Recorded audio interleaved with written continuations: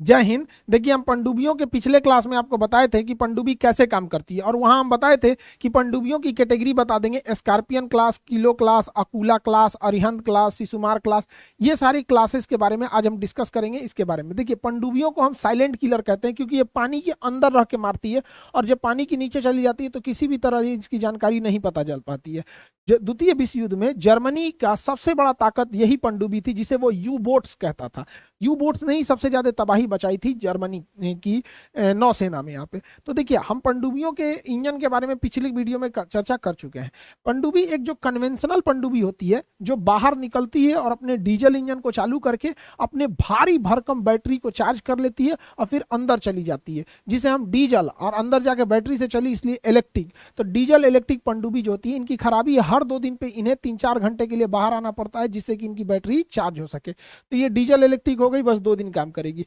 जबकि एक अंदर अंदर होता है air independence propulsion system, AIP technology. AIP technology पानी के अंदर ही बिजली बना देता है, लेकिन वो बिजली इतना पावरफुल नहीं होता है कि पनडुब्बी को चला सके, लेकिन वह बिजली बैटरी को चार्ज कर देता है और बैटरी इस पनडुब्बी को लेके चली जाती है। इस वजह से ये 15 दिन तक पानी के अंदर रह सकता है। तो इसके तुलना में ये बहुत एडवांस होता है यहाँ पे। और सबसे बेहतरीन पनडुब्बी मानी जाती है न्यूक्लियर पनडुब्बी। परमाणु पनडुब्बी में ईंधन की जरूरत नहीं है, 5-7 साल तक उसका ईंधन खत्म नहीं होता है, ना ही उसको ऑक्सीजन, मतलब पानी से ऑक्सीजन बना लेता है। ये 3 महीने तक पानी के अंदर रह सकता है, क्योंकि इसमें खाने पीने का सामान 3 महीने बाद खत्म हो जाता है, तो क्रू मेंबर को चाहिए होता है।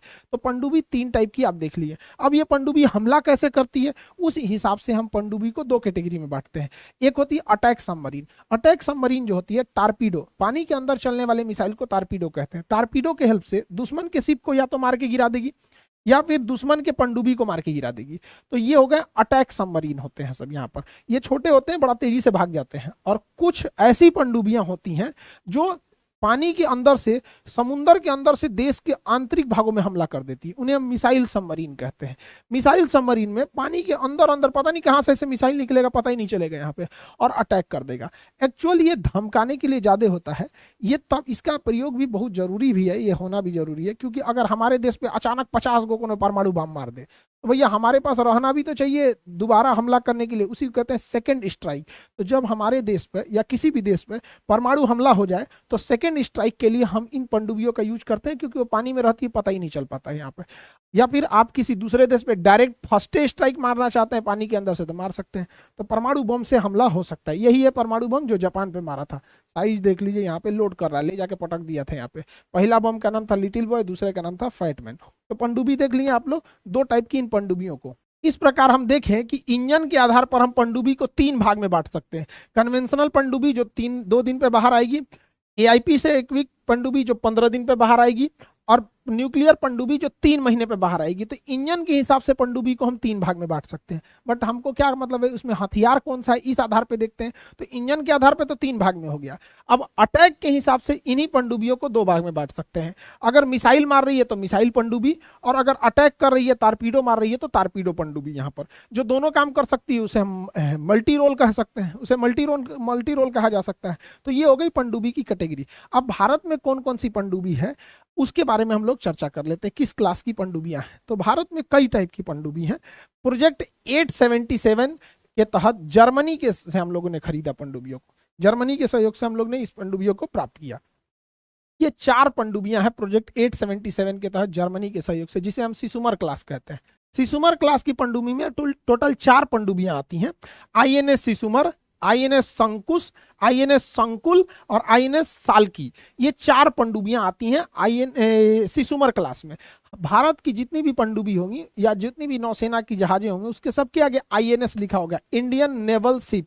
पाकिस्तान का रहेगा तो पीएनएस लिखता है, पीएन पाकिस्तान नेवल शिप। तो ये इंडिया का इसलिए इंडियन नेवल शिप रखा जाता है। तो ये इसके नाम है। इनके जो क्लासिफाइड नाम है, कोड नाम, वो हम आपको नहीं बताएंगे, वो क्लासिफाइड चीजें होती हैं।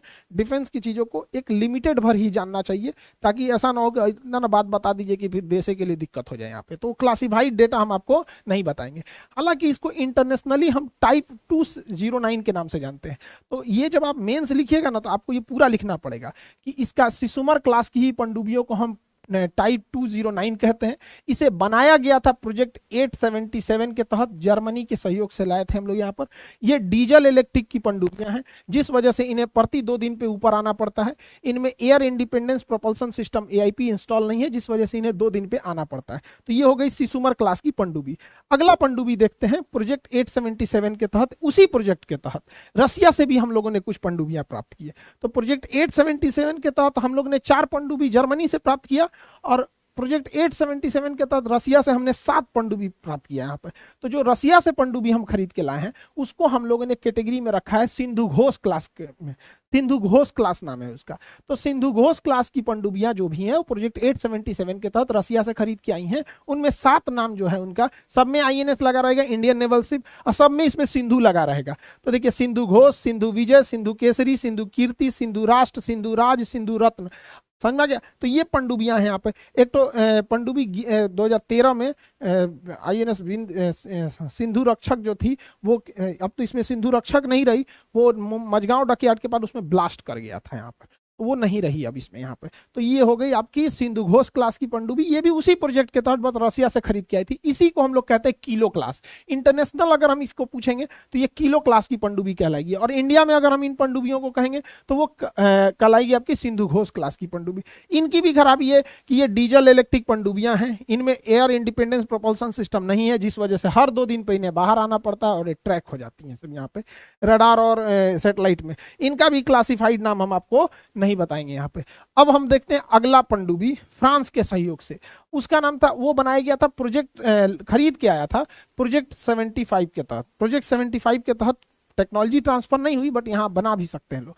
तो प्रोजेक्ट 75 के तहत हम लोग जर्मनी से कुल 6 पनडुब्बियां प्राप्त की है। तो प्रोजेक्ट 75 के तहत फ्रांस से हम लोग ने प्राप्त किया। तो प्रोजेक्ट 75 के तहत फ्रांस से जो 6 पनडुब्बी प्राप्त किए उन्हें हम कलवरी क्लास कहते हैं। कलवरी क्लास, उस सब में INS लगा रहेगा। INS कलवरी, INS करंज, INS खंडेरी, INS वेला, INS वारिज, INS वाक्सीर। तो ये 6 पनडुब्बियां जो है वो कलवरी क्लास की कहलाती हैं। फ्रांस के सहयोग से प्रोजेक्ट 75 के तहत बना हुआ है। इनका अगर इंटरनेशनल नाम जानेंगे, बड़ा फेमस नाम है स्कॉर्पियन क्लास की पनडुब्बियां, बड़ी दुनिया भर में फेमस है। तो इंटरनेशनल नाम हो गया स्कॉर्पियन क्लास, इंडियन नाम हो गया कलवरी क्लास, और प्रोजेक्ट का नाम हो गया 75। किस देश से? तो फ्रांस के सहयोग से आया गया। क्लासिफाइड नाम हम भी नहीं बताने वाले हैं। ये भी डीजल इलेक्ट्रिक पनडुब्बी हैं, इनमें भी एयर इंडिपेंडेंस प्रोपल्सन सिस्टम नहीं लगा है, ये भी 2 दिन बाद आएंगी। DRDO ने जो एयर इंडिपेंडेंस प्रोपल्सन सिस्टम बनाया है वो सबसे पहले कलवरी क्लास की पनडुब्बियों में ही लगाया जाएगा। इसीलिए हम लोगों ने इसे रेट्रोफिटिंग के लिए फ्रांस भेज दिया है कि भैया अपनी पनडुब्बी में देखो कहाँ इस मशीन को लगाया जा सकता है, ताकि ये इंटरनली ऑक्सीजन बना सके, इंजन को चार्ज स्टार्ट कर सके और बैटरी चार्ज कर सके, ताकि ये 15 दिन बाद वापस आए। तो ये कलवरी क्लास की पनडुब्बी हो गई। अब एक प्रोजेक्ट है जिसका नाम है प्रोजेक्ट 75I। तो प्रोजेक्ट 75 तो फ्रांस से आ गया, स्कॉर्पियन यानी कलवरी क्लास का। आई मतलब इंडिजीनियस बनाएंगे, इंडिया में ही बनाएंगे। तो प्रोजेक्ट 75I के तहत इंडिया में ही कुल 6 पनडुब्बियों को हमें बनाने की लक्ष्य रखे हैं लोग। ये लक्ष्य 2040 से पहले पूरा नहीं होने वाला है। हमारे यहाँ पनडुब्बी सबसे धीमा चलते हैं सब यहाँ पे। ये डीजल इलेक्ट्रिक होंगी और इसमें AIP सिस्टम इंस्टॉल होगा, जिससे कि यह 15 दिन तक पानी के अंदर रह सकती है। पहले हमें लग रहा था कि फ्रांस या रूस हमें मदद करेगा इस पनडुब्बियों को इंडिजीनियस इंडिया में बनाने के लिए, बट उन्होंने अपना हाथ पीछे खींच लिया। तो हम लोग ये 6 पनडुब्बियों को जर्मनी के सहयोग से भारत में ही बनाएंगे, जिसमें एयर इंडिपेंडेंस प्रोपल्सन सिस्टम पहले से ही इंस्टॉल होगा, ताकि ये लॉन्ग एंड्योरेंस अंदर रह सके। अब अगली पनडुब्बी को देखते हैं, project ATV, advance technology whistle. Advance technology whistle, तो ये जो है ये इंडिया में ही बन रहा है। यहाँ पे ये इंडिया में, इसके तहत अरिहंत क्लास की पनडुब्बी बनेगी। अरिहंत क्लास की पनडुब्बी साइज में बहुत बड़ी होती है और वो 3 महीने तक पानी के अंदर रह सकती है, क्योंकि वो न्यूक्लियर सबमरीन है। लेकिन ये अटैक नहीं कर सकती है, मिसाइल हमला कर सकती है। तो इसमें 2 पनडुब्बियां अभी आ चुकी हैं, INS अरिहंत और INS अरिहात। इसका क्लासिफाइड नाम मत जानिए आप लोग यहाँ पर। बाकी जो पेंडिंग में है S3, S4 और S5। सबसे हैवी पनडुब्बी बनेगी S5 पनडुब्बी बनेगी, बट अभी कब बनेगी किसी को नहीं पता है। ये 2050-60 हिल जाएगा यहाँ तक आते आते। बड़ा लंबा लेट प्रोसेस होता है इंडियन नेवी के पनडुब्बी के प्रोग्राम का। तो ये अरिहंत क्लास की पनडुब्बी सबसे एडवांस है, न्यूक्लियर सबमरीन है। इन्हें 3 महीने बाद निकलने की जरूरत होती है पानी के बाहर से यहाँ पर। हमारे पास तो न्यूक्लियर मिसाइल तो सबमरीन है, न्यूक्लियर सबमरीन तो है कि भैया 3 महीने तक पानी में रहेगी और मिसाइल मार सकती है, लेकिन अटैक करना रहे तो अटैक नहीं कर सकती है। तो हम अटैक करने के लिए भाड़ा पे पनडुब्बी लाए हैं लोग। सोचिए, क्या ये भारत जैसे देश को शोभा देता है कि भाड़ा पे पनडुब्बी खरीद के लाए लोग लीज पर। अकूला क्लास की पनडुब्बी दुनिया में बहुत बेहतरीन मानी जाती, बहुत बड़े साइज की थी अकूला क्लास की सबमरीन, रशियन नेवी की थी सबमरीन अकूला क्लास सबमरीन यहाँ पर। तो लेकिन ये न्यूक्लियर थी, इसलिए 3 महीने बाद बाहर से निकलती थी और अटैक कर सकती थी। तो न्यूक्लियर अटैक सबमरीन जो है हम लोग लीज पे लाए, भाड़ा पे 10 साल के लिए लीज पे भाड़ा पे लेके आए। पहला भाड़ा पे जो लाए थे उसका नाम है INS चक्र 1। इसे भाड़ा पे लाए थे 2011 में, लीज पूरा हो गया 2021 में, चल गया, भाड़ा पे खत्म हो गया, भाड़ा पे ले आए थे लोग उसको। अब दूसरा का जो भाड़ा पे लेके आएंगे INS चक्र 3, वो आएगी 2025 में, आज चल जाएगी 2035 में, यानी अभी चल रहा है 2023। अभी हमारे पास न्यूक्लियर अटैक भगवान भरोसे है। सोचिए ये भारत की स्थिति है, ये नौसेना की, तो ये बहुत हमारे लिए चिंताजनक बात है। यहाँ पर हमारा एक तो भाड़ा पे है, 2035 तक हम भाड़े पे डिपेंडेंट रहेंगे यहाँ पर। समझ में आ गया कि नहीं आ गया? और INS चक्र 2 खोज रहे होंगे लोग मेंस जब लिखने बैठिएगा लोग ना, तो ध्यान दीजिएगा ही ना कि चक्र 1 के जगह चक्र 2 रख दे। चक्र 1 2 जो था ना, अरिहंत को ही पहले चक्र 2 कहा गया था यहाँ पर, तो चक्र 2 बाद में इसका नाम अरिहंत कर दिया गया और चक्र 2 के जगह फिर आया चक्र 3। ये आने वाला है चक्र 3। तो ये भाड़ा पे हम लोग की न्यूक्लियर पनडुब्बी है सब यहाँ पे। तो जो भी आप क्लास लिखते हैं ना साइंस एंड टेक पोर्शन वाले में, जब भी आप लिखिएगा तो ये ना कि मेंस में लिखने बैठ रहे हैं तो आपकी कॉपी से लगना चाहिए कि पूरा डिटेल से अध्ययन करके लिख रहे हैं। ऊपर ऊपर लिख के आएंगे, नंबर नहीं मिलेगा, फिर कहेंगे हिंदी मीडियम वालों का रिजल्ट नहीं बनता है। पूरा बेहतरीन ढंग से डिस्क्राइब करना पड़ेगा। अगला प्रोजेक्ट है प्रोजेक्ट 75 और 76। ये अभी भविष्य में बनने वाली पनडुब्बी हैं, न्यूक्लियर अटैक होंगी। अभी तो हम भाड़ा पे काम चला रहे हैं, 2035 तक भाड़ा पे चलाएंगे। ये मेड इन इंडिया होंगी, कब बनेगी किसी को पता नहीं। बजट एलोकेशन इतना धीमा है इंडिया का, किसी को कोई अता पता नहीं है। मझगांव डकयार्ड पनडुब्बी के लिए फेमस है, अब वो कितना बनाएगा क्या बनाएगा ये आगे देखने का विषय है। यहाँ पर हमारे यहाँ पनडुब्बी का प्रोग्राम बहुत धीमा चलता है। अगर हम तुलना करें अपना और चाइना के साथ, क्योंकि हमारा मेन दुश्मन तो चाइना ही है इंडिया का, जबकि मीडिया जो है बार बार पाकिस्तान को दिखाता है, बार बार पाकिस्तान से। अरे हमें अपनी तुलना करना है तो किसी भिखारी से करेंगे। देखो हम तो भिखारी से अच्छा ही खाते हैं, भिखारी से अच्छा ही मेरे पास तो ई है, गाड़ी है, घर है, ऐसे नहीं ना। आप तुलना कराते हैं तो बढ़िया से चीज से तुलना कराइए, एकदम नीचे लेवल से क्या एक से तुलना कौन सी कराएंगे। अब इतना दिन गिर गया है जो शेर कुत्तों की बात करेगा। हमें तुलना रखनी है किससे? चाइना से। अब चाइना के पास अगर पनडुब्बी की बात करेंगे तो उसके पास कन्वेंशन पनडुब्बियां जो AIP से इक्विप्ड है वो 64 है, यानी इसके पास 64 पनडुब्बियां हैं, और वो भी AIP टेक्नोलॉजी से इक्विप्ड है जो 15 दिन तक अंदर रह सकती है। और हमारे पास केवल 16 पनडुब्बी है, और उसमें एक को में भी AIP टेक्नोलॉजी नहीं है, यानी हर 2 दिन पे आना पड़ेगा। तो कन्वेंशन में वो 64 और हम लोग 16, चरगुना का हम लोग अंतर लेके चल रहे हैं यहाँ पर चाइना के साथ। और चाइना के पास परमाणु पनडुब्बी की बात करेंगे तो जखीरा भर दिया है परमाणु पनडुब्बी, उसकी परमाणु पनडुब्बियां हैवी भी हैं। हाँ, हमारी परमाणु पनडुब्बियों में पावर की कमी आ जाती है, और इसके परमाणु पनडुब्बी बहुत पावरफुल और साइज में बहुत विशाल है चाइना के पास परमाणु पनडुब्बी। चाइना के पास जो परमाणु पनडुब्बी है 2 कैटेगरी में है। न्यूक्लियर अटैक करने वाली 9 पनडुब्बी है, ये टारपीडो मार देगी, 3 महीना अंदर अंदर घूम घूम मारेगी यहाँ पर। और इंडिया के पास 0 न्यूक्लियर अटैक सबमरीन, इंडिया के पास 0। भाड़ा पे हम लोग ले आए थे चक्र 1, रिटायर हो गया। चक्र 2 2025 में आएगा, अभी हमारे पास नहीं है, आएगा भी तो भाड़ा पे कहलाएगा। उसके पास 9 गो है और अभी 10-15 ठो वो इनबिल्ट कर रहा है यहाँ पे, अभी अंडर प्रोसेस है। अगर बात करें चाइना के पास न्यूक्लियर मिसाइल मारने वाली पनडुब्बी, तो न्यूक्लियर मिसाइल जो है, न्यूक्लियर पनडुब्बी जो मिसाइल मार सकती है, उसके पास 6 ठो है और हमारे पास 2 ठो है। हमारे पास 2, बट उसकी पनडुब्बियां ज्यादा पावरफुल है, हमारी पनडुब्बी कम पावरफुल है। उसकी पनडुब्बी में जो मिसाइल है वो 7,500 किलोमीटर दूर मार सकता है, और हमारी पनडुब्बी के अंदर जो सागरिका K4 सब मिसाइलें हैं ये केवल 1500 किलोमीटर तक मार सकते हैं सब यहाँ पे। तो काफी एडवांस हो गया है पनडुब्बी के मामले में चाइना यहाँ पर, और जबकि पनडुब्बी की बहुत जरूरत है। अगर हम कंपेरेटिव अध्ययन करें इंडिया और चाइना की, क्योंकि आने वाले समय में यही हमारे लिए खतरा है, और इसके बाद ज्यादा पनडुब्बी हो जाएगी तो पुराना वाला पनडुब्बिया चुपचाप ही पाकिस्तान को थमा देगा। तो केवल एक और मत देखिए, फ्यूचर भी देखना चाहिए। चाइना के पास टोटल पनडुब्बी है 79 और हमारे पास 18, इसके पास 79 हमारे पास 18, देख रहे हैं, तुलना ही नहीं है कहीं पे। अब इस 79 किस किस कैटेगरी का है उसको देखते हैं।